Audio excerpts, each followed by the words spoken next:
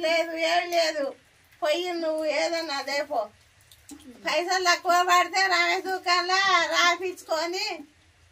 కూరగాయలు లేవు అల్లం వెల్లిగడ్డ లేదు జీలకర్ర మెంతులు సరుపు లేదు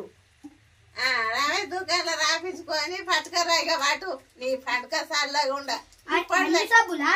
అన్ని సబ్బులు సరుపు చేపత్త అన్ని పేస్ట్ కూడాదే పెట్టుకొని తోముకుంటావు